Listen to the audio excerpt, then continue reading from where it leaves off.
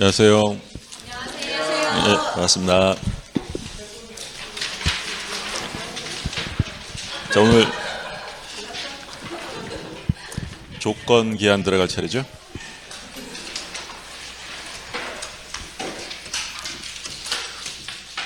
교재 103쪽에 이제 총칙 마지막 부분, 법률행위 부관, 조건과 기한인데, 우리가 이제 조건의 정의를 봤을 때, 그러니까 조건이라는 건 뭘 우리가 조건이라고 했냐면, 법률행위 효력의 발생 또는 소멸을 장래의 불확실한 사실에 의존케 하는 부관이다. 일단 조건의 정의가 나오면 제일 먼저 뭘 확인하시라고 했냐면, 조건은 법률행위 효력의 문제라고 했어요. 뭐라고 써 있으면 무조건 틀린다고 했냐면, 성립이란 말 써 있으면 무조건 틀려요. 그러니까 조건은 성립의 문제가 아니라 효력의 문제다. 그래서 우리가 그 민총 처음에 나오는 게 법률행위 성립 요건이랑 효력 요건 나오잖아요. 그럼 조건의 성취라는 것은 법률행위의 특별 성립 요건인 거예요, 효력 요건인 거예요? 효력이 발생하든지 소멸하는 거지, 성립은 이미 돼 있는 거였고. 그러면 효력이 발생하는 조건을 우리가 뭐라고 불렀어요? 정지 조건, 소멸하는 조건은 해제 조건, 이렇게 불렀던 거죠. 그러니까 정지 조건이 성취되어야 효력이 생기고, 해제 조건이 성취되어야 효력이 소멸한다. 그래서 우리 시험에 뭐라고 한번 출제가 됐냐면, 해제 조건이 성취되지 않으면 효력은 소멸하지 않는다. OX. 시작부터 이럴 거예요. 다시. 해제 조건이 성취되지 않으면 효력은 소멸하지 않는다라고 하면 맞는 거죠. 그죠? 아니, 정지 조건은 성취되면 효력이 생기는 거고, 해제 조건은 성취되면 효력이 소멸한다고. 근데 해제 조건이 성취가 안 됐어요. 그럼 소멸한다, 안 한다? 안 하는 거였죠. 성취되면 효력이 발생하거나 소멸하는 거고, 그리고 조건이라는 건 장래 사실에 대해요. 그러니까 현재나 과거 사실은 조건이 될 수 없다라고 했고요. 그리고 조건이라는 건 성취 여부가 불확실한 거죠. 그래서 우리가 이제 비교했던 게, 지금처럼 불확실하면 조건이지만 확실하면 기한이다라고 불렀어요. 근데 확실한데 언제인지까지 정해져 있으면 우리가 확정기한, 확실하지만 언제인지는 잘 모르겠다 이러면 불확정기한, 이렇게 구별했었죠. 기억나세요? 그래서 우리가 이제 그런 거 많이 봤잖아요. 예를 들어 갑이 사망하면 부동산을 증여하겠다. 조건이요, 기한이요? 갑은 사망해야 안 해요? 하겠지, 사람인데. 그러면 확실하잖아. 그럼 조건이 아니라 기한. 언제 사망해요? 모르니까 불확정기한, 이렇게 얘기를 하는 거예요. 비가 오면 우산을 사줄게. 조건이에요, 기한이에요? 비는 확실히 올 거 아니에요? 확실하니까 기한. 언제 와요? 언제인지 모르니까 불확정기한. 내일 비가 오면 우산을 사줄게. 내일은 비가 와야 안 와요? 모르면 뭐예요? 일단 불확정기한이든 확정기한이든 확실해야 되는 거고, 모르면, 불확실하면 그건 조건이 되는 거예요. 구별되시죠? 네. 그래서 우리 그 얘기 했잖아요. 다른 시험에서 한번 뭐라고 그랬냐면, 변리사 시험에서 우리 집 개가 죽으면 개집을 너에게 주겠다는 것은 정지 조건부 행위다. OX. 개가 죽으면 개집을 너에게 주겠다는 건 정지 조건부 행위다 라고 하면 OX. 개는 죽어요, 안 죽어요? 생명체니까 죽겠지. 확실해, 불확실해? 확실해. 그럼 조건부가 아니라 기한부고, 언제 죽을지 모르니까 뭐라고 하는 거예요? 불확정기한. 그렇죠? 이 분위기가 11월 달이랑 똑같잖아요, 지금. 그렇죠? 안 헷갈리시죠? 그러니까 그런 생각을 하시면 안 돼. 옛날에 우리가 영어 공부할 때 하면, if, 조건, 이런 거 생각 안 돼요. 그러니까 하면 이런 뜻이 중요한 게 아니라, 이게 확실하냐 불확실하냐를 구별하셔야 돼요. 그러면 다른 시험에서 또 세무사 시험이었는데, 서울에 첫눈이 오면 스키장 비용을 내가 대겠다라고 했어요. 자, 이거 뭐예요? 서울에 첫눈이 와야 안 와요? 확실히 오겠지. 그러면 확실하니까 기한인데 언제인지 모르니까 불확정기한. 그럼 예를 들어 설날이 오면 선물을 줄게. 이건 뭐야? 설날은 올 거고 언제인지도 정해져 있잖아요. 그러니까 추석이 오면 이런 것들은 확정기한이고, 갑이 사망하면 이런 것들은 불확정기한이다. 이게 이제 조건기한에 대한 기본적 구별, 확실하냐 불확실하냐. 우리 시험엔 이게 한번 나왔어요. 갑이 사망하면이라는 것은 조건이 아니라 불확정 기한이 된다. 그러면 갑이 을한테 일단 조건이라는 건 당연히 외부에 표시가 돼야 된다 그랬어요. 마음속에만 있으면 그건 조건이 아니라 동기일 뿐이고요. 그러니까 갑이 을한테 야 친구야 이번 시험에 너 합격하면 내가 사무실 하나 대줄게 라고 했어요. 합격하면 사무실을 준대. 그러면 조건이요 기한이요? 개인적으로 생각하지 마시고 나는 당연히 합격하지 이렇게 생각하지 마시고 그러니까 일반적으로 합격이라는 건 확실해요 불확실해? 불확실하지. 그럼 이건 뭐예요? 조건. 그러니까 이게 조건부 증여예요. 그러면 얘가 만약에 시험에 합격을 했어요. 그럼 그때서야 증여계약이 성립하는 거예요? 아니면 증여의 효력이 생기는 거예요? 효력이 생기지. 그러니까 증여계약은 언제 성립하냐면 합격하면 사무실 줄게 을이 응 고마워라고 했을 때 이미 계약은 성립이 된 거고요. 합격이라는 조건이 성취되면 그 성립되었던 계약의 효력이 발생하는 거야. 그러니까 지금 보시는 것처럼 조건이라는 건 성립이라고 써 있으면 무조건 틀려요. 성립은 이미 된 거고 성취로서 효력이 발생하거나 소멸하게 된다라는 거예요. 그러면 증여하면 이건 효력이 생기는 거잖아요. 그럼 이게 무슨 조건이에요? 정지 조건. 그럼 이제 이걸 뭐라고 표현했어요? 시험의 합격을 정지 조건으로 증여한다라고 표현하는 거죠. 또 이제 우리가 이거 봤어요. 둘이 친한 친구인데 먼저 취업한 친구가 얘한테 생활비를 계속 대주고 있어요. 근데 갑이 뭐라고 했냐면 야 이거 생활비 계속 주는 거 아니고 너 취업하면 그때부터는 안 줘 라고 했어요.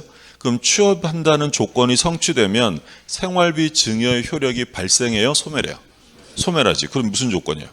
해제. 그럼 이걸 뭐라고 표현하는가? 취업을 해제 조건으로 생활비를 증여한다라고 표현하는 거죠. 그래서 우리가 이제 도식적으로 볼 때 A를 정지 조건으로 비한다 또는 뭐 A를 해제 조건으로 비한다라고 써 있으면 정지 조건은 성취되면 효력이 생기는 거잖아요. 그러면 이 뒤에 있는 B라는 법률 행위가 현재는 효력이 있는 거예요, 없는 거예요? 현재는 없는 거죠. 현재는 없는데 A가 이루어지면 그때 효력이 생기는 거고 A 해제 조건 B라고 돼 있으면 지금 B라는 법률 행위가 효력이 있어요, 없어요? 있지. 있는데 이 조건이 성취되면 효력이 그때부터 소멸하게 된다. 이게 해제 조건이에요. 구별되셨죠? 그래서 우리가 이제 이 판례 봤었잖아요. 예를 들어서 갑이랑 을이 갑이 을에게 약혼 예물을 주고 결혼을 했는데 둘이 이제 이혼을 하게 됐어요. 그 이혼하면서 갑이 을에게 내가 줬던 약혼 예물을 돌려줘라고 반환 청구 소송을 제기합니다. 자, 이 사건에서 우리 법원은 약혼 예물을 뭐라고 얘기를 했냐면 약혼 예물이란 혼인의 불성립을 해제 조건으로 하는 증여 유사 계약이다라고 표현해요. 그러면 가운데 무슨 조건이에요? 해제 조건. 그러면 이 증여가 현재는 효력이 있는 거예요, 없는 거예요? 있는데 앞에 사유가 이루어지면 증여는 소멸하는 거야. 그럼 바꿔서 얘기하면 혼인이 성립되지 않으면 증여는 소멸되어서 돌려받을 수 있다는 거죠. 그러면 이 판례 입장에 따르면 갑은 을에게 약혼 예물을 돌려받을 수 있다는 거예요, 없다는 거예요? 돌려받을 수 없다는 거죠. 자, 증여가 효력이 있는데 언제 없어진다고요? 증여가 소멸되는 건 어떤 조건이 성취되면? 혼인이 결혼을 안 하면. 근데 얘들은 결혼했어요, 안 했어요? 했으니까 이혼하겠지. 그러면 해제 조건이 성취가 돼요, 성취가 안 돼? 다시 성취가 되려면 결혼을 안 해야 된다고. 근데 결혼을 해버렸네? 그러면 이 경우에 이 해제 조건은 성취가 되는 거예요? 성취될 수 없는 거예요? 성취될 수 없지. 그럼 해제 조건이 성취 안 되면 이게 소멸한다, 소멸하지 않는다? 아까 우리 처음 시작할 때 해제 조건은 성취되면 효력이 소멸하는 거니까 해제 조건이 성취가 안 되면 소멸한다, 안 한다? 안 하는 거지. 아까 취업을 해제 조건으로 생활비를 준다고 했잖아요. 그럼 취업을 못하면 생활비 끝내는 거에 계속 주는 거야. 계속 똑같은 거지. 그러면 결혼을 이미 했으니 혼인의 불성립이라는 조건이 성취될 수가 없어요. 그럼 증여는 소멸한다, 소멸하지 않는다?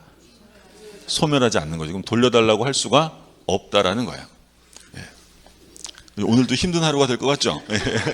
화이팅 하세요, 화이팅.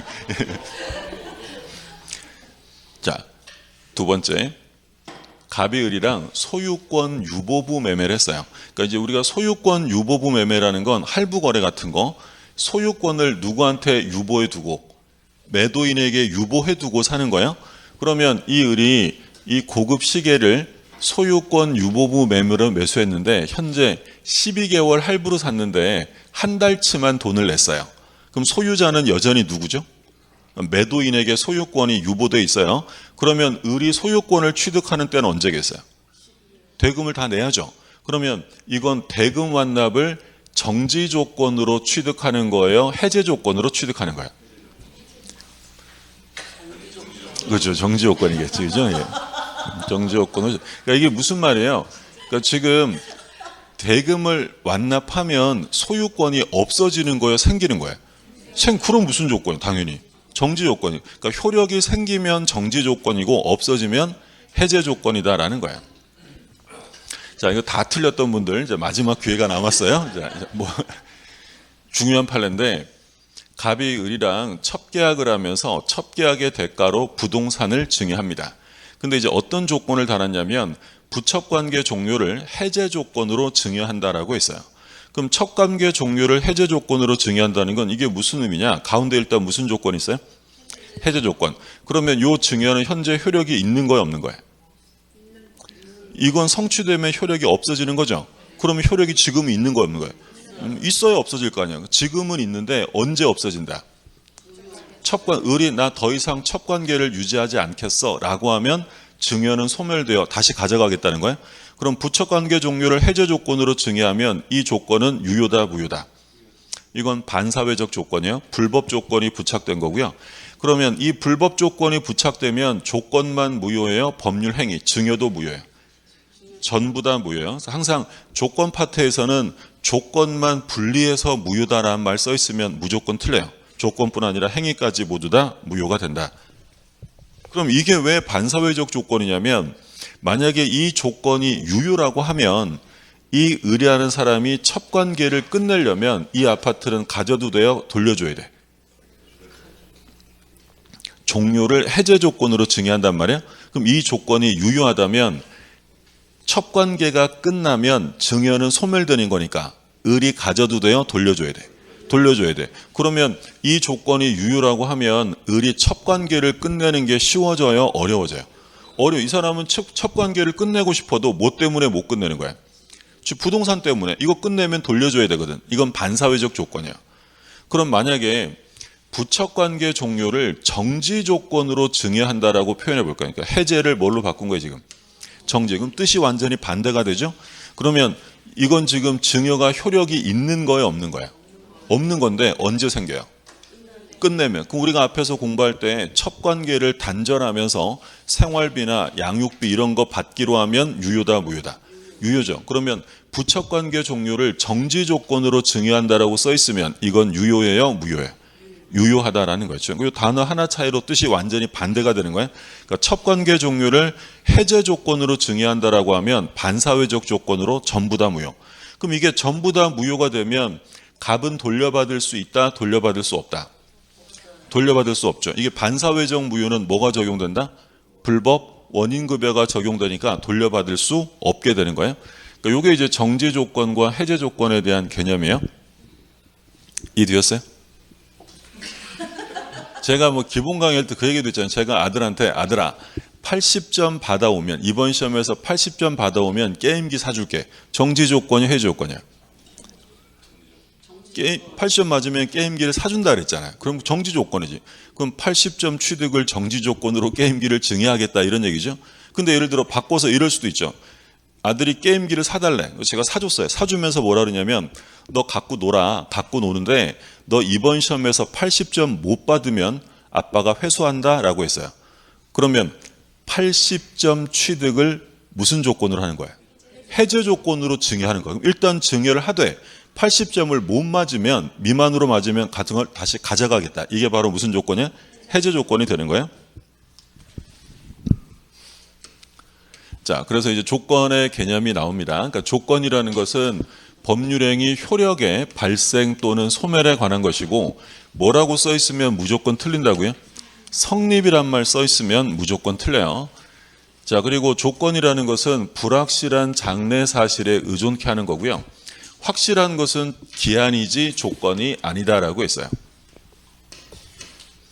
자, 장래가 아닌 현재나 과거 사실에 대해서는 조건이라는 말이 나올 수 없어요. 그러니까 조건은 장래 사실에 되고, 그리고 조건은 우리가 지금 공부하는 게 다 법률행위잖아요. 법률행위 내용의 일부예요. 바꿔서 얘기하면 당사자가 의사표시로 붙이는 거죠. 그래서 법정 조건은 우리가 말하는 법률행위 부관으로서의 조건이 아니다. 법정 조건은 우리가 붙이는 게 아니라 어디 나와 있는 거야? 법에 나온 거죠. 예를 들어 토지거래 허가구역에서 매매계약을 할 때 허가를 받아야 유효가 돼요. 그럼 허가를 받아야 한다는 이 조건은 우리가 붙인 게 아니라 어디에 나와 있는 거야? 법에. 이건 우리가 공부하는 조건의 의미가 아니에요. 우리가 보는 조건은 법률행위로서 당사자가 임의로 부과하는 것을 말한다. 법정 조건은 조건이 아니고. 그래서 지금 보신 것처럼 정지 조건, 해제 조건 개념 나와 있어요. 그러니까 정지 조건은 효력이 발생하는 거고요. 해제 조건은 효력이 소멸하는 거예요. 요 입증 책임은 뒤에 가서 다시 한번 볼 건데, 우리가 이건 되게 중요하다고 강조했던 거죠. 정지 조건이 붙어 있는지 없는지에 관한 다툼이 생기면 입증은 누가 해야 돼요? 조건이 있다고 주장하는 사람이 입증해야 돼요? 없다고 주장하는 사람이 입증해야 돼요? 있다죠. 존재 사실은 원래 추정이 안 되기 때문에 존재를 주장하는 사람이 증명해야 한다라고 했죠. 뒤에서 다시 한번 자세히 볼 거고. 자, 수의 조건과 비수의 조건은 안 보셔도 되는데 하나만 볼게요. 그러니까 수의라는 건 당사자 의사에 따를 숫자죠. 의사에 따르는 조건인데 어느 정도 따르느냐에 따라서 순수 수의와 단순 수의가 있어요. 그러니까 순수 수의 조건은 일방의 의사에 따르는데 어느 정도로 따른다는 거야? 완전 순수하게. 내 기분이 좋아지면 자동차 사줄게. 내 마음이 내키면 돈 빌려줄게. 완전 지 마음인 거야. 그럼 이런 순수 수의 조건이 부착되면 이 법률행위는 무효다라고 보는 게 통설의 입장이에요. 요거 하나만 봐두시고. 근데 단순 수의 조건은 얘랑 비교되는 개념은 의사에 따르긴 하는데 순수한 정도는 아니고, 여기 보시면 내가 유럽에 가게 되면 시계를 선물하겠다. 그러니까 유럽에 갈지 안 갈지는 자기 마음이지만 가면 시계 사주는 거야. 이런 걸 이제 단순 수의 조건이라 하는데 얘는 시험에 나온 적 한 번도 없고요. 얘만 좀 기억하세요. 순수 수의 조건이 부착되면 뭐다? 무효다. 무효. 완전 지 마음대로 한다니까 이건 무효고. 가장 조건은 말 그대로 진짜 조건이 아니라 조건을 가장하고 있는 것을 말하는 거죠. 법정 조건, 불법 조건, 기성 조건, 불능 조건 이렇게 있어요. 아까 본 것처럼 법정 조건은 법률이 정하는 거니까 우리가 공부하는 진정한 조건이 아니다라고 있고요. 자, 불법 조건 좀 전에 보신 거죠. 조건이 선량한 풍속, 기타 사회 질서에 위반한 것인 때는 조건만 무효예요? 법률행위도 무효예요? 법률행위도 무효로 한다. 그래서 여기서 기억하실 점은 불법 조건이 부착된 법률행위는 조건뿐 아니라 법률행위도 무효고요. 그래서 우리가 요거 지금 좀 전에 본 거예요. 부척관계 종료를 해제 조건으로 증여를 하게 되면 조건만 무효가 되는 게 아니라 증여까지 모두 다 무효다. 자, 기성 조건이라는 건 이미 성취된 조건. 그렇죠? 이미 기자 이룰 성자잖아요. 그러면 조건이 법률행위 당시 이미 성취한 것인 경우에는 기성 조건인 경우죠. 그 조건이 정지 조건이면 조건 없는 행위로 하고 해제 조건이면 무효로 한다라고 했고요. 그럼 이제 불능 조건, 이루어질 수 없는 조건이죠. 이미 성취할 수 없는 것인 경우에는 그 조건이 해제 조건이면 조건 없는 행위로 하고 정지 조건이면 무효로 한다라고 했어요. 그래서 이건 시험에 잘 나오니까 잘 기억하시라고 한 거죠. 그러니까 이제 가장 조건, 좀 전에 지금 뭐 보셨어요? 법정 조건, 불법 조건, 기성 조건, 불능 조건 이렇게 봤단 말이에요. 그럼 법정 조건은 말씀드린 것처럼 조건이 아니다. 불법 조건은 불법 조건이 부착되면 조건만 무효가 아니라 전부 다 무효다. 그러니까 대표적으로 아까 뭐 봤어요? 부척관계 종료를 해제 조건으로 하는 증여를 보셨고, 자, 그 다음에 이제 기성 조건이 결합될 때 조건 없는 행위로 유효냐 무효냐 이게 문제였죠. 기성 조건과 해제 조건이 결합되면 조건 없는 행위로 유효해요, 무효해요?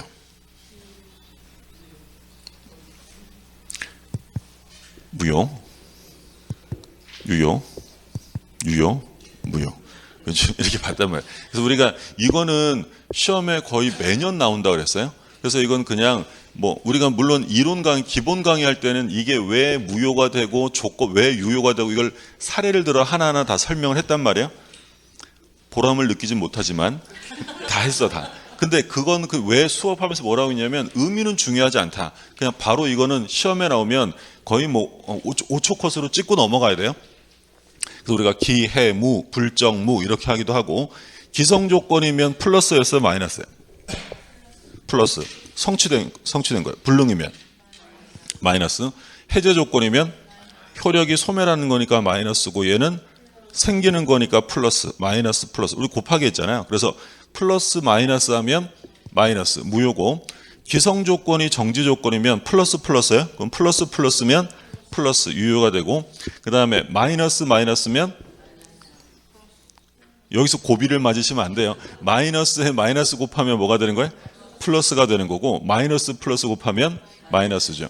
그래서 얘는 시험에 뭐 이론상으로 중요해서 출제된다기보다는 수험생들이 요거 헷갈려서 틀리는 경우가 있으니까 출제하는 거예요. 그러니까 이런 건 딱 나오면 뭐 뿌라 마이나 하든지 기해무 불정무 하든지 요 결론을 꼭 기억해 두셔야 돼요. 자주 많이도 안 나와. 지문 보통 1개 정도로 출제가 되니까 꼭 구별하시고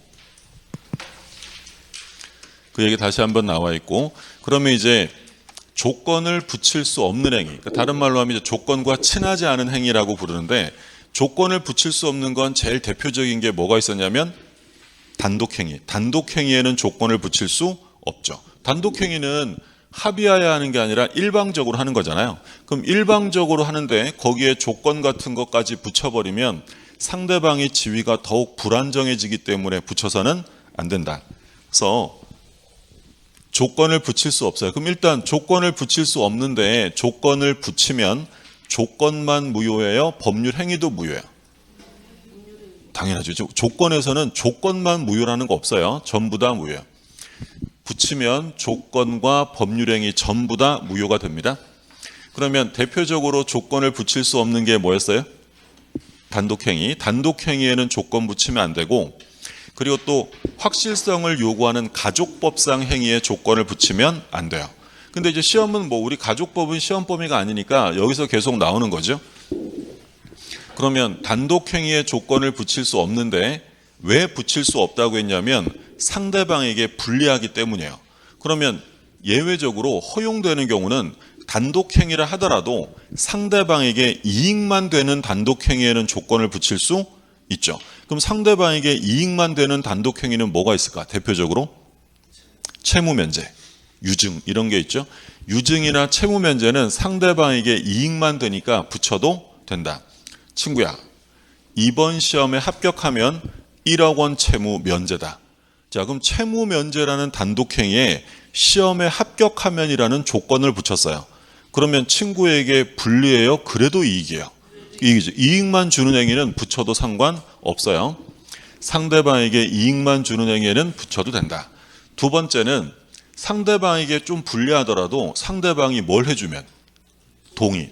이거 우리가 지난주에 무권대리 얘기할 때 본인이 하는 추인이 있었잖아요. 추인은 계약이에요? 단독행위예요? 우리 상대방 있는 단독행위 뭐 있었죠? 채상, 취철, 동추, 해, 동추, 추인, 단독행위예요? 그러면 이 본인이 추인할 때 변경을 가하거나 조건을 붙여서 추인하면 그건 뭐라 그랬어요? 무효지, 무효. 근데 아무리 얘가 변경을 가한 추인을 했어도 상대방이 뭐 해주면 된다 그랬어요? 동의해주면. 그 얘기하는 거야. 상대방 동의가 있으면 단독행위에 붙일 수 있다.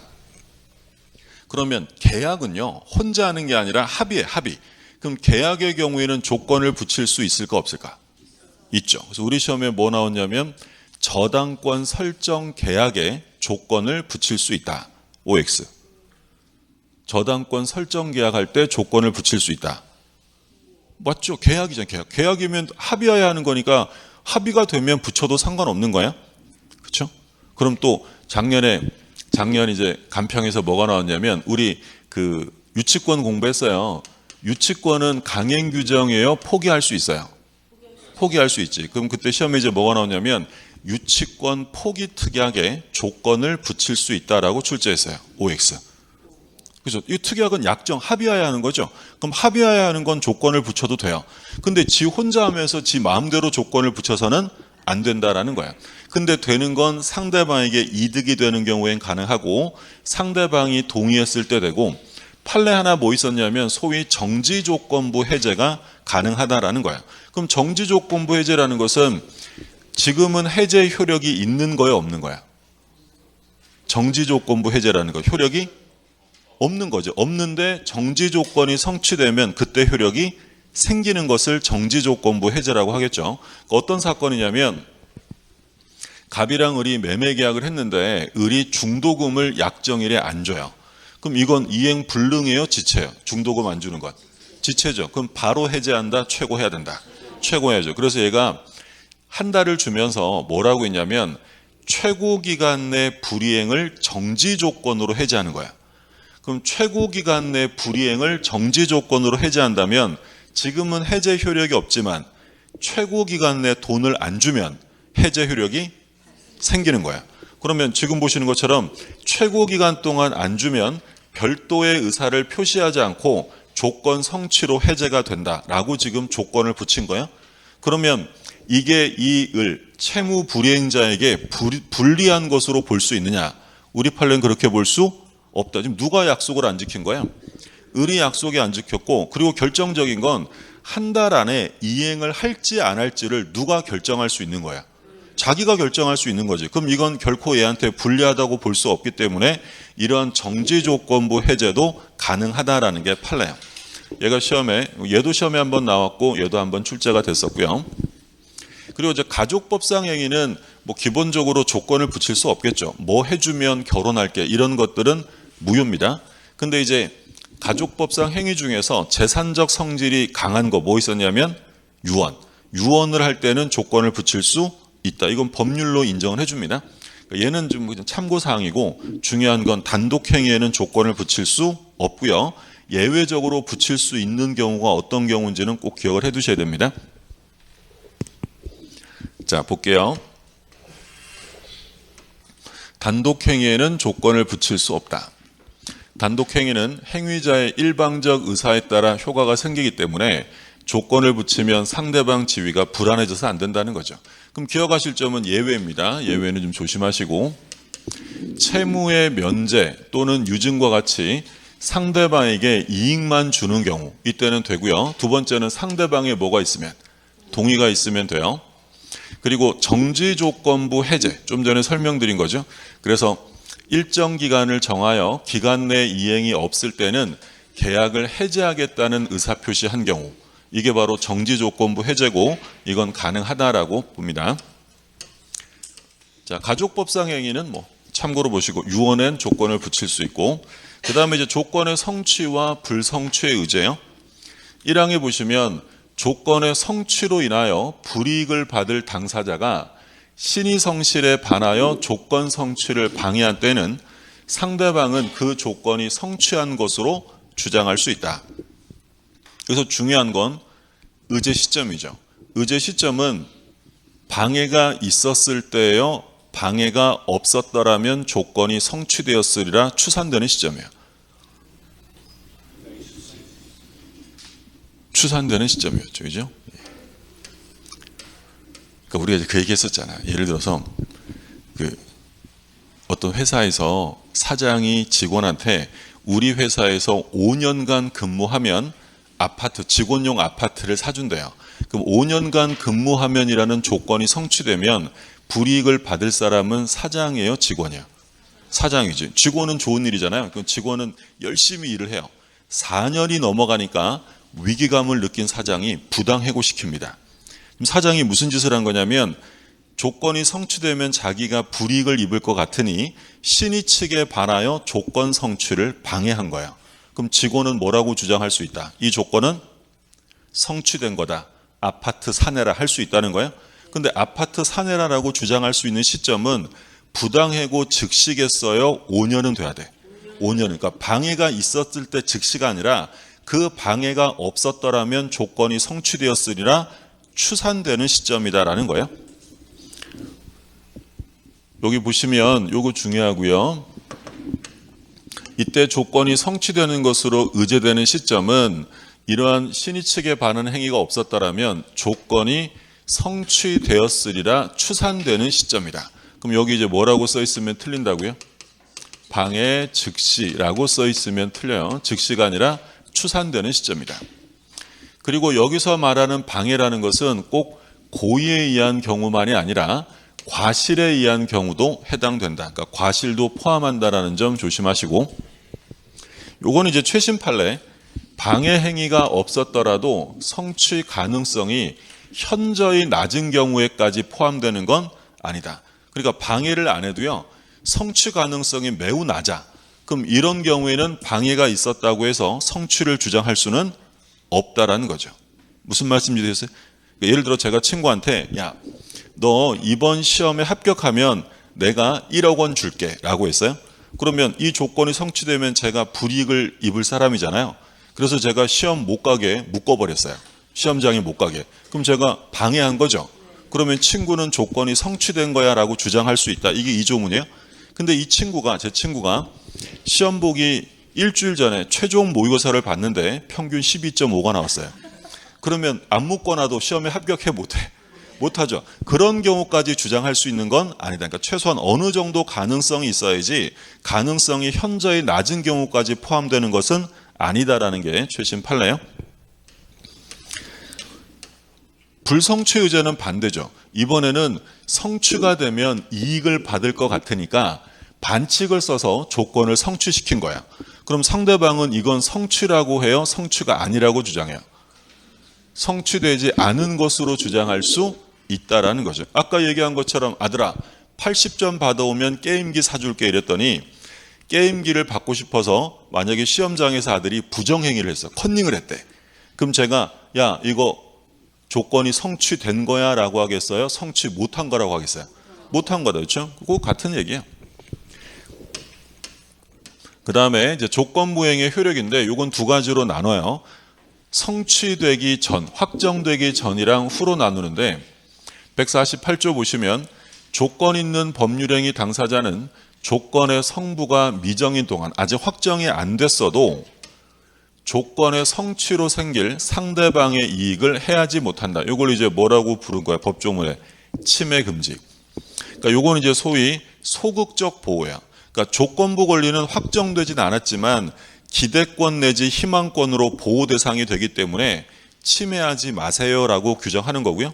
근데 얘보다는 시험엔 149조가 많이 나오는데 149조는 중요하다고 했죠. 조건의 성취가 미정한 권리 의무는 일반 규정에 의해서 처분, 상속, 보존 또는 담보로 할 수 있다. 그러니까 소극적인 보호라는 건 좀 전에 뭐 하지 말라 그랬어요.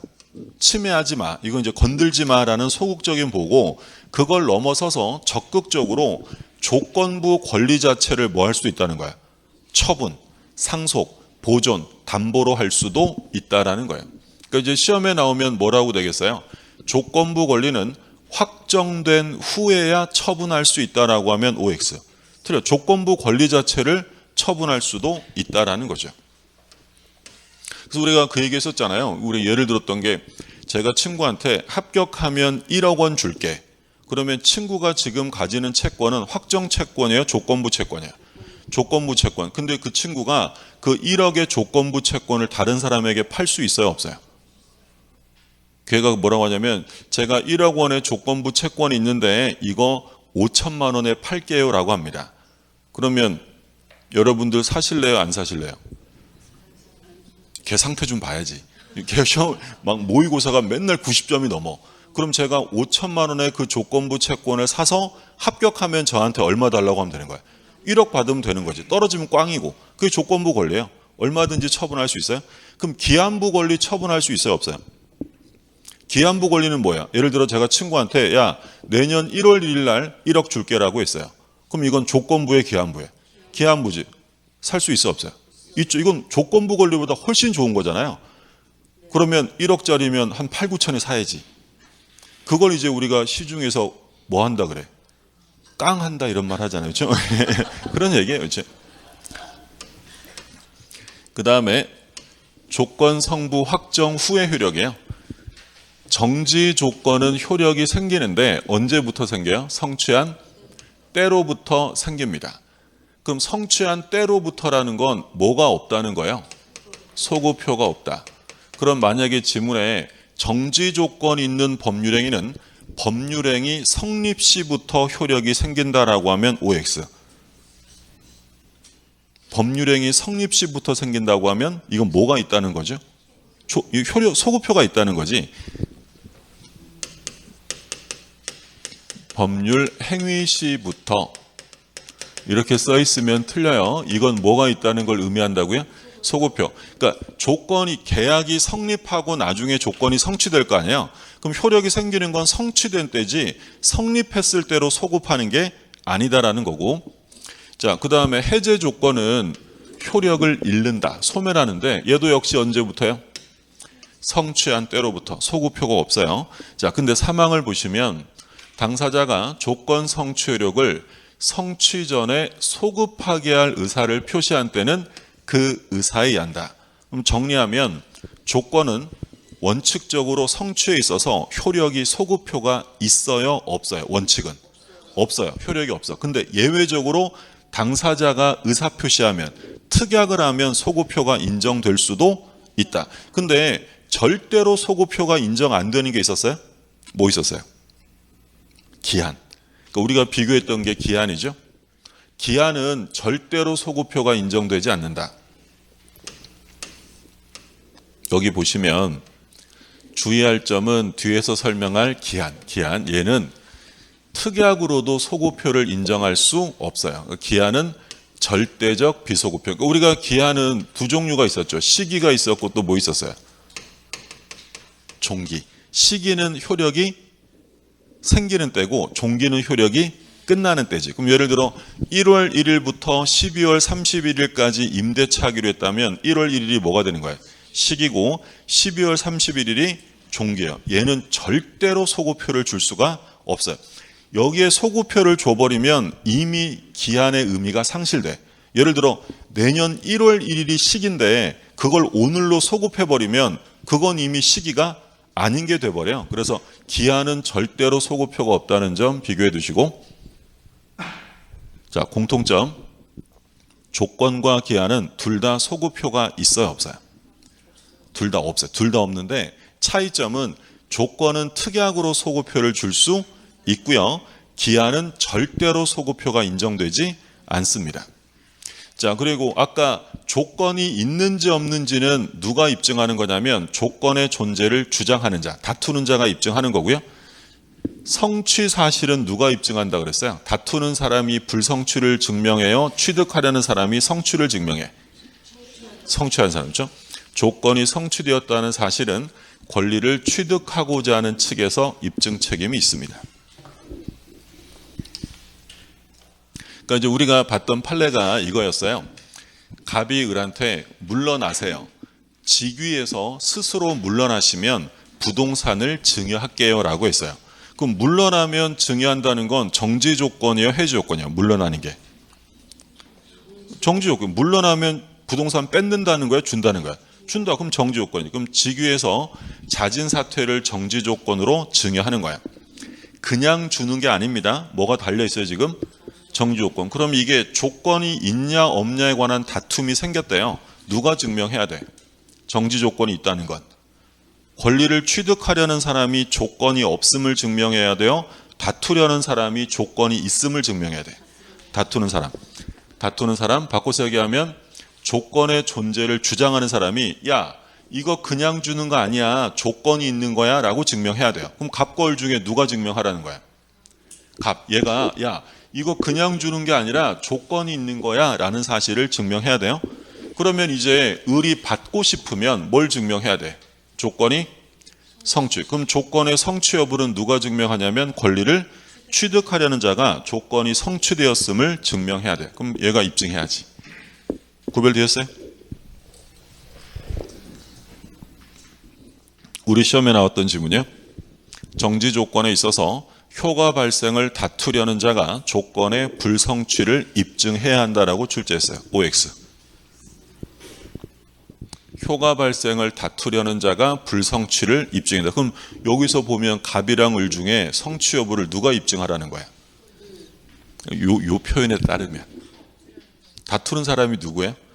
갑. 설마 을이 안 받으려고 싸움하고 이런 건 아니잖아요. 그러니까 갑이 을의 불성취를 증명해야 돼요? 할 필요 없어요? 할 필요 없죠? 누가 증명해야 돼? 성취 여부는 을이. 자, 이건 옳은 표현으로 바꾸면 어떻게 돼요? 이건 틀린 지문이고, 권리를 취득하려는 자가 성취를 증명해야지 다투는 사람이 불성취까지 증명할 필요는 없다. 만약에 이게 옳은 지문이 돼버리면 모든 걸 누가 다 입증해야 되는 거예요. 갑이 조건이 있다는 것도 입증하고 을의 불성취도 입증하고, 얘가 다 하는 건 아니고요. 얘는 뭐만 입증하면 돼요? 야, 이거 조건이 있어 라고 입증하면 권리를 취득하려는 사람이 스스로 성취했음을 증명해야지 갑이 을의 불성취까지 증명할 필요는 없다라는 거예요. 이해되셨어요? 입증 책임은 하나씩 있는 거예요. 그러니까 이제 어떤 교회였는데, 어떤 교회 이제 목사님한테 교회 측에서 물러나세요. 물러나시면 부동산 하나 챙겨 드릴게 라고 한 거예요. 그냥 주는 거 아닙니다. 근데 이제 을이 실제로는 안 물러나고 버티다가 총회 결의에 의해서 파면됩니다. 그러자 을이 소송을 한 거예요. 나 어차피 이제 일 못하네, 목회 활동 못하니까 주기로 했던 부동산은 주셔야지 라고 소송을 한 거예요. 법원은 주라고 했을까요? 안 줘도 된다고 했을까? 안 줘도 돼. 자진사퇴라는 조건이 성취된 거야, 안 된 거야? 안 된 거죠. 그러면 증여는 효력이 발생할 수 없다는 거예요. 그 얘기예요. 입증 책임 얘도 잘 나오는 거니까 잘 기억하셔야 돼요. 제가 이제 그 얘기 했었잖아요. 아들아, 80점 받아오면 게임기 사줄게라고 했는데 아직 시험도 안 봤는데 아들이 저만 보면 밤낮으로 게임기랍니다. 그럼 제가 사줘야 안 사줘? 안 사줘. 그럼 제가 뭐라 그러겠어요? 아들아, 조건이 있는 거야. 그러면 저는 효과 발생, 게임기 증여의 효력을 원하는 사람이에요? 안 주려고 하는 거야? 안 줘. 다투는 사람이 야, 이건 조건이 있는 거야 라고 증명하는 거야. 그러면 을은 게임기를 받고 싶으면 뭘 증명해야 돼? 80점을 증명해야죠. 제가 아들 80점 못 맞는 것까지 증명할 필요는 없고요. 나는 조건이 있어 라는 걸 증명하면 권리를 취득하려는 사람이 그걸 내가 성취했어 라고 증명을 해야 한다는 거예요. 이해되셨어요? 네. 뭐 더 설명드릴 수는 없고요. 이 정도는 끝입니다. 그죠? 예. 그래서 지금 보시면 성취되었다는 사실은 권리를 취득하는 측이 입증하는 거야. 그러니까 조건이 있다는 건 다투는 사람이 조건이 있어 라고 증명하고, 취득할 사람은 내가 성취했어 라고 증명해라, 그 얘기고. 자, 이게 저 조건에 관한 내용들 다 보셨고, 기한이에요. 자, 시기는 말씀드린 것처럼 효력이 발생하는 때고요. 종기는 효력이 끝나는 것을 말합니다.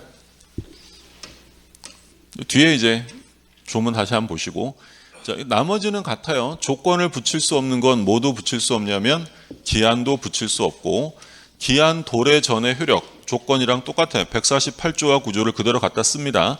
그래서 기한이 도래하기 전의 권리도 침해하면 돼, 안 돼? 안 돼. 침해 금지, 소극적 보고. 그리고 기한이 도래하기 전에도 뭐 할 수 있다? 처분, 상속, 보존, 담보를 할 수 있다. 그래서 기한부 권리도 침해할 수 없고요. 그리고 기한부 권리도 처분, 상속, 보존, 담보로 할 수 있다. 조건과 동일합니다. 자, 기한 도래 후의 효력이 나오죠. 여기서 이제 주의하시라고 한 게 시기가 나왔네. 그럼 시기는 효력이 뭐예요? 생기는 때를 말하는데 언제부터 생긴대? 기한이 도래한 때부터. 소구표 없어요. 종기는 효력을 잃습니다. 언제부터? 도래한 때부터. 소구표가 없어요. 근데 아까 조건은 사망이 있었어요. 사망에서 뭐라고 했냐면 당사자가 소구표를 줄 의사를 표시하면 소구표에서 생긴대. 근데 기한은 사망이라는 게 없어요. 얘는 절대로 소구표가 없다. 꼭 기억하시고, 기한 도래 효과에는 소구표가 있을 수 없습니다. 그래서 아까 했던 얘기 다시 한번 하면 조건과 기한은 둘 다 공통적으로 둘 다 소구표가 있어요? 둘 다 없어요? 둘 다 없는데 차이점은 조건은 특약으로 소급표를 줄 수 있고요. 기한은 절대로 소급표가 없다라는 거예요. 자, 그 다음에 이제 기한의 이익이에요.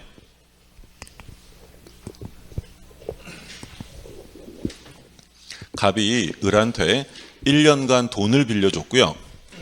무이자로 빌려줬어요. 갑이 채권자고 을이 채무자예요. 근데 1년간 돈 빌려주기로 했는데 갑이 갑자기 오늘 찾아와서 야, 나 돈 필요해. 지금 당장 갚아 이럽니다. 그러면 을은 변제해야 돼요? 변제기까지는 안 갚아도 돼요? 안 갚아도 되겠죠? 이걸 뭐라고 불렀어요? 기한의 이익입니다. 기한이 도래하지 않음으로써 누리는 이익을 기한의 이익이라고 불러요. 그럼 기한의 이익은 특별한 얘기가 없으면 채권자를 위한 것으로 추정해요? 채무자를 위한 것으로 추정해요? 채무자. 자, 153조 1항을 보시면 기한은 채무자 이익을 위한 것으로 추정한다라고 되어 있어요. 그러면 가장 시험에 기초적으로 출제가 되면 기한은 뭐라고 바꾸겠어요?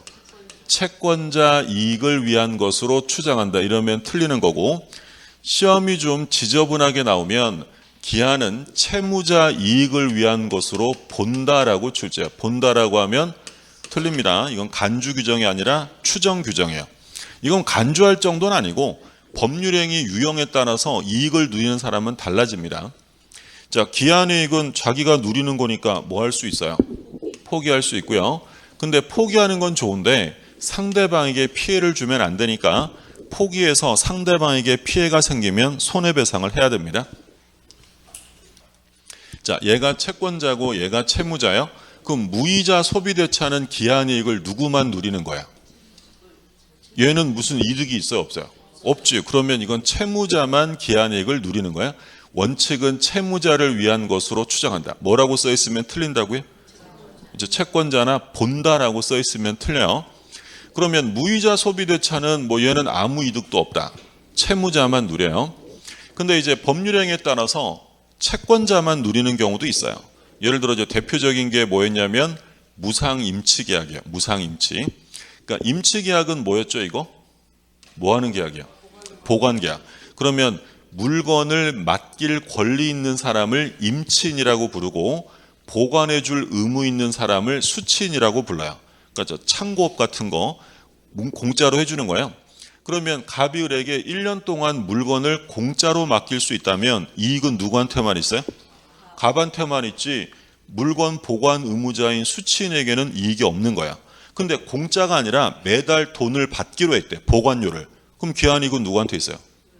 둘 다에게 있는 거지. 얘는 1년간 맡길 수 있는 이익이 있고요.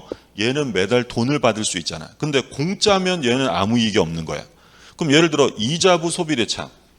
1년간 돈을 쓰는데 공짜는 아니고요. 이자를 매달 얼마씩 주기로 했대요. 그럼 기한이익은 누가 누립니까? 둘 다 누리죠. 둘 다. 쌍방이. 그럼 임대인, 지금 얘 채권자고 얘가 채무자인데 이 채무자는 1년간 돈을 쓸 수 있는 이익이 있고 얘는 매달 이자를 받는 이익이 있으니까 이렇게 되면 둘 다 누리는 거예요. 구별되시죠? 임대차는 기한이익을 누가 누려요? 임대차는. 둘 다 누리겠지. 임차인은 약정 기간 동안 사용할 수 있는 이익이 있고 임대인은 뭘 받아요? 차임 받는 거지. 그럼 둘 다 기한의 이익이 있는 거야. 그럼 무상임치. 무상임치는 지금 보신 거고 예를 들어서 공짜로 빌려줬어요. 공짜로 빌려주면 뭐예요? 임대차가 아니라 사용대차. 그럼 사용대차에서는 기한이익이 누구한테만 있을까? 빌려 쓰는 사람, 사용차주에게만 있는 거지 대주에게는 이익이 없는 거예요. 근데 얘는 12월 31일까지 돈을 안 갚아도 되는데 얘가 7월 1일 날 야 친구야 잘 썼어 하고 돈을 갚았어요.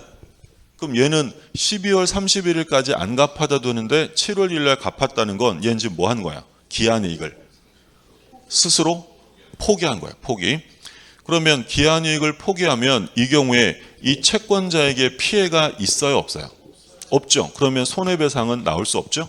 근데 여기서 쌍방이 모두 기한이익을 누리는데 을이 7월 1일 날 변제한 거야? 포기한 거죠. 갑에게 손해가 있죠. 그러면 손해배상 해야 된다. 그래서 우리 그 얘기했잖아요. 은행에서 돈 빌렸는데 돈을 일찍 갚으면 은행이 뭐 물어내라 그래?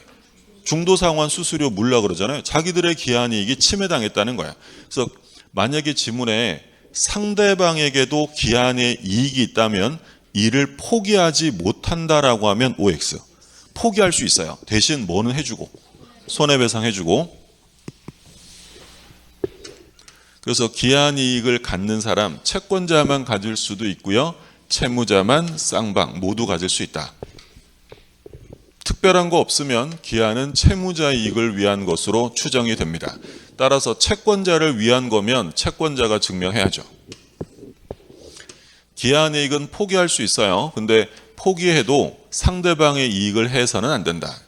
그래서 손해배상 해야 된다. 그게 나오죠. 그래서 기한이익이 상대방을 위해서도 존재하면 손해배상하고 포기할 수 있어요.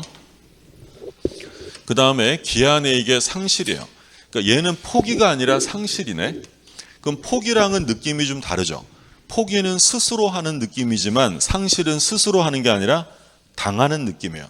그럼 상실 당한다는 건 이 채무자에게 문제가 좀 있다는 거지. 그럼 어떤 문제가 생기면 상실 당하냐면 채무자가 담보를 손상, 감소, 멸실케 했어요. 상실. 담보 제공 의무를 이행하지 않았어요. 상실. 채무자가 파산합니다. 기한이익 상실 사유예요. 물론 이게 강행 규정이겠어요? 임의 규정이에요? 임의 규정이죠. 당사자가 달리 정하는 건 상관없는 거예요. 그러니까 기한이익 상실퇴 계약은 얼마든지 할 수 있는 거지. 그럼 예를 들어서 갑이요, 을한테 돈을 빌려주고 이 을 건물에 갑이 저당권을 설정을 했어요. 변제기는 1년간 됐어요. 근데 요 을이라는 이 채무자가 저당 부동산을 이따만큼 훼손시켰어요. 얘가 지금 무슨 짓을 한 거예요? 담보를 손상, 감소, 멸실케 한 거예요. 담보의 손상, 감소, 멸실. 이게 무슨 사유라고요? 기한이익 상실. 얘가 7월 1일 날 때려 부순 거야. 그러면 이 갑이 을한테 야, 너 왜 그러냐? 당장 돈 갚아라. 라고 즉시 7월 1일자로 변제를 청구했어요. 그러면 이 을은 야, 변제기가 6개월 더 남았거든 이라고 항변할 수 있어요? 변제해야 돼. 해야 됩니다. 왜? 얘는 더 이상 기한이익이 상실되면 더 이상 기한이익을 주장할 수가 없게 된다라는 거야. 그런 것들이. 그리고 또 뭐야? 을이 갑에게 돈 빌리면서 내가 담보 제공할게 라고 해놓고 담보 제공을 안 했대. 그럼 어떻게 돼? 기한이익은 상실된다라는 거야. 그 얘기고.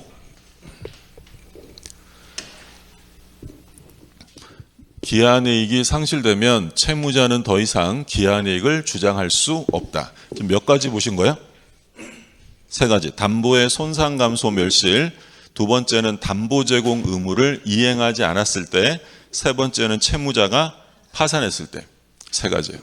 그러면 이제 시간이 지나면 세 가지 중에서 어떤 게 제일 기억이 안 남을까? 물론 나중에 가면 다 안 남아요. 다 안 남는데 그 중에서 특히 얘 조심하셔야 돼. 담보 제공 의무를 이행하지 않았을 때. 그래서 시험에 이게 한번 나온 적이 있어요. 자, 그 다음에 이제 심화 판례. 이 조금 이제 어려운 거야. 조건과 불확정 기한의 구별입니다.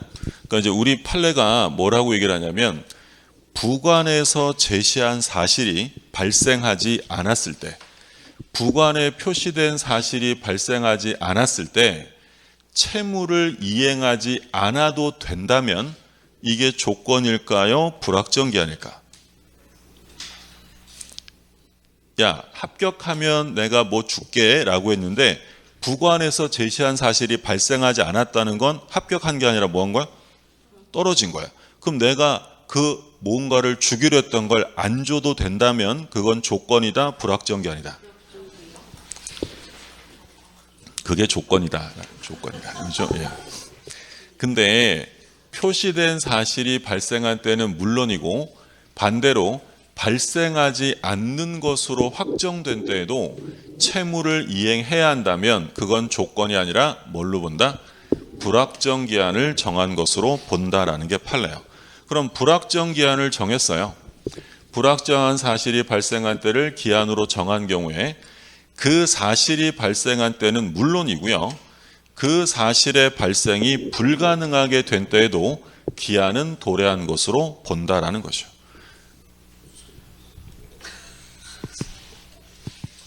자, 가비을한테 야 친구야 너 합격하면 1억 줄게라고 했어요. 합격하면. 그럼 특별한 말 없이 합격하면이라면 이건 조건이요 기한이에요? 조건이지. 합격이라는 건 성취 여부가 확실해 불확실해? 불확실하니까 일반적으로는 조건인데, 근데 합격하면 1억 줄게라고 했다면 요 앞뒤의 문장을 해석을 해야 돼요. 그러니까 우리 판례는 뭐라고 하냐면 조건과 불확정 기한은 명확하게 구분되는 것이 아니라 당사자의 의사를 해석해야 된다라고 봐요.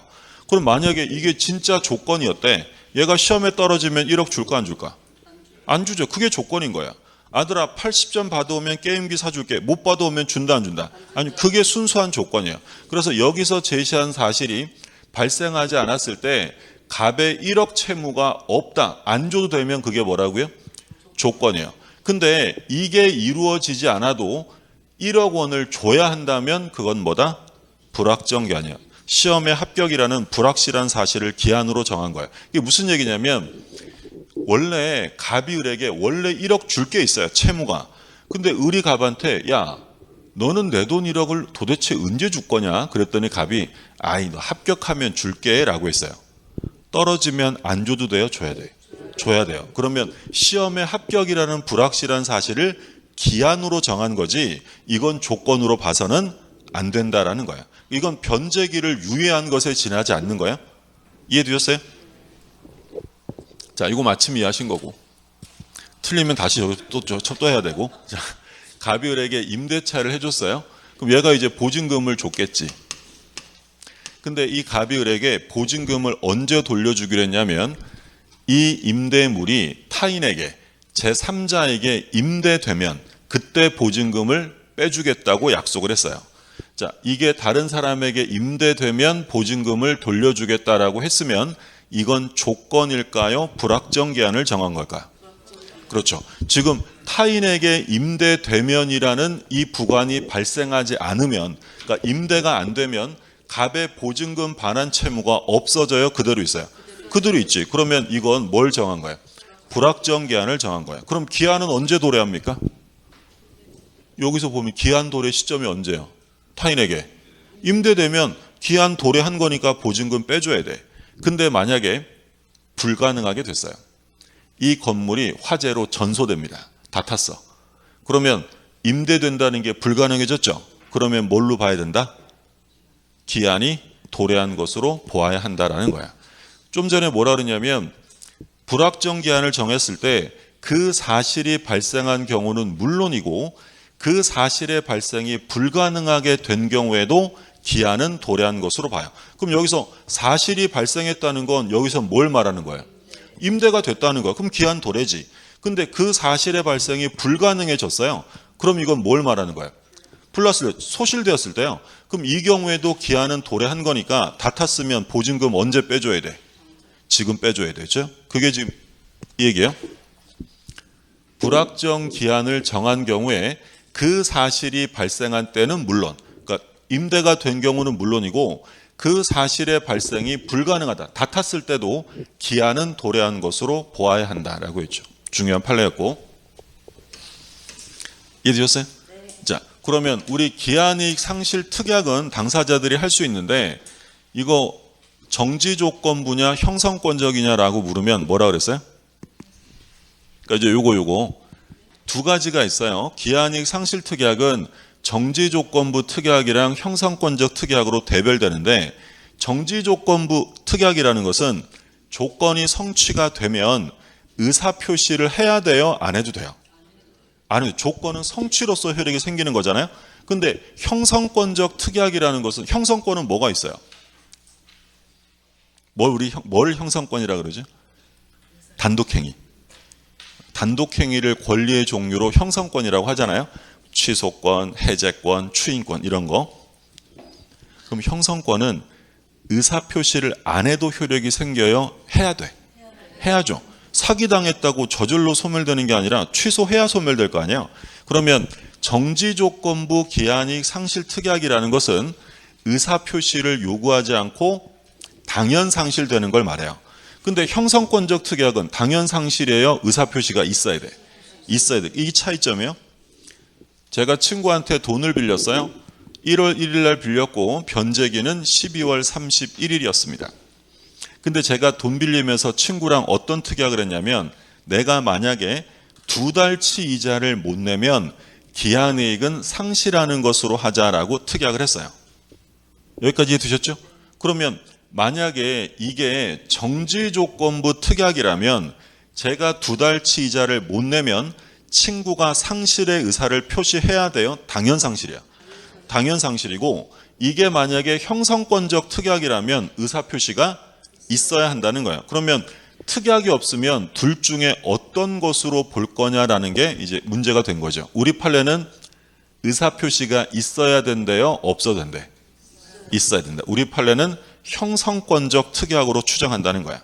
물론 이건 강행 규정은 아니니까 정지조건부 특약으로 할 수도 있어요, 없어요? 얼마든지 할 수 있는데 특약이 없다면 뭘로 추정해야 된다? 형성권적. 그러니까 제가 2달치 이자를 못 냈다는 것만으로 상실되는 게 아니라 채권자가 상실의 의사를 표시해야 되는 거예요. 보통 돈 빌릴 때 기한이익 상실 특약을 해야 하네요. 은행에서 돈 빌려보셨어요? 여유가 다 있으신 분들이구나. 은행에서 빌리면 거기에 기한이익 상실 특약 문구가 있어요, 없어요? 있죠. 그러니까 보통은 돈 빌려봐도 몰라요. 이제 보통은 그런다 그랬잖아요. 보통 이제 은행 직원들이 워낙 친절하셔서 이게 동그라미를 다 해주잖아. 여기다 사인만 하면 끝나. 내용 읽어보지도 않아요. 거기 안에 뭐라고 있냐면 어떠어떠한 경우에는 기한이익이 상실된다라고 돼 있어요. 그럼 그런 경우에는 특별한 약정이 없으면 정지조건보다 형성권적이다. 형성권적. 중요한 판례죠. 자, 다 보셨고요. 얼마 전에 있었던 변리사 기출이에요. 법률행위 부관에서 옳은 것을 모두 고릅니다. 기억. 조건이 법률행위 당시 이미 성취한 것인 경우에 그 조건이 해제 조건이면 법률행위는 조건 없는 법률행위로 한다. 그런 눈빛을 보이시면 안 된다고. 지금 이거는 5초 컷으로 끝내야 되는 문제예요. 이미 성취했대. 플러스야 마이너스야? 플러스. 해제 조건이야. 마이너스. 그럼 뭐야? 마이너스지. 마이너스. 틀렸고 무효로 되는 거예요. 그러면 조건이 법률행위 당시에 이미 성취할 수 없는 경우에 정지 조건이래. 그럼 이건 뭐야? 마이너스. 정지 조건이면 플러스. 그러면 마이너스. 이건 옳은 지문인 거죠. 그러니까 원래 이런 지문은 사실 하나밖에 안 들어가요. 이게 중요한 게 아니라서 하나만 들어가는데 올해 변리사는 이걸 2개나 냈어요. 이런 건 나와주면 사실 땡큐지. 이건 뭐 생각할 문제가 아니거든. 기회무, 불정무 하든 뿌라마이너 하든 이건 그냥 바로 체크하고 넘어가시면 되고, 디귿, 당사자가 불확정한 사실이 발생한 때를 이행기한으로 정한 경우, 그 사실이 발생한 때는 물론 그 사실의 발생이 불가능하게 된 때에도 그 이행기한은 도래한 것으로 보아야 한다. OX. 좀 전에 본 거죠. 그 불확정 기한을 정했을 때 사실이 발생한 때는 물론 아까 뭐였어요? 제3자에게 임대가 되면 그때는 물론이고, 그 사실의 발생이 불가능이 됐다. 어떻게 됐다고요? 다 탔다고. 그러면 뭘로 봐야 돼? 기한은 도래한 것으로 보아야 한다. 옳은 지문이고요. 자, 기한, 이거 또 나왔죠. 기한이익 상실특약이에요. 특별한 사정이 없는 한 정지조건부 기한이익 상실특약으로 추정된다. OX. 지금 페이지만 넘겼고 그림 이따만하게 크게 봤단 말이야. 기한이익 상실특약은 2가지가 있었어요. 정지조건부 아니면 형성권적. 자, 다시 볼게요. 기한이익 상실특약은 특별한 사정이 없는 한 정지조건부 기한이익 상실특약으로 추정한다. OX. 틀려. 정지조건부가 아니라 뭘로 본다고요? 형성권적 특약으로 인정한다라고 했던 거죠. 정답은 니은과 디귿. 답은 2번. 되셨어요? 예. 아무래도 휴식이 필요해 보이죠? 좀 쉬었다가 볼게요.